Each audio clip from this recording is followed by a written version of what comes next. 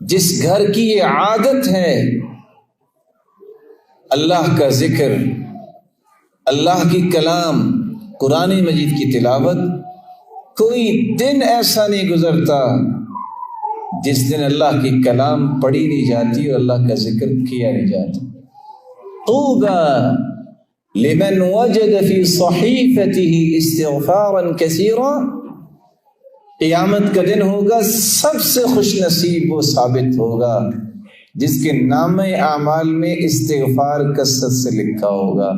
یعنی کتنی خوش نصیبی ہے قیامت کو، اقرأ کتابک کفی بنفسک اليوم علیک حسیبا، جب نامہ اعمال اس کے سامنے آئے گا، پہلا پیج استغفر اللہ، دوسرا استغفر اللہ الذی لا الہ الا هو الحی القیوم واتوب الیہ، استغفر اللہ ربی من کل ذنب واتوب الیہ، رب اغفر وارحم وتب علی انک انت التواب الرحیم۔ اگلا پیج اللہم انت ربی لا الہ الا انت۔ آگے کیا ہے؟ خلقتنی وانا عبدک۔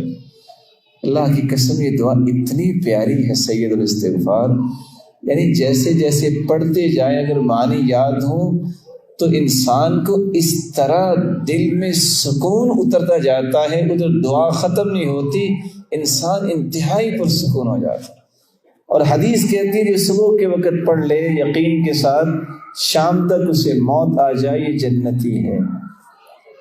وَأَنَا عَبْدُكَ وَأَنَا عَلَى عَهْدِكَ وَوَعْدِكَ مَا اسْتَطَعْتُ أَعُوذُ بِكَ مِنْ شَرِّ مَا صَنَعْتُ أَبُوءُ لَكَ بِنِعْمَتِكَ عَلَيَّ وَأَبُوءُ بِذَنبِي فَاغْفِرْ لِي فَإِنَّهُ لَا يَغْفِرُ الذُّنُوبَ إِلَّا أَنْتَ۔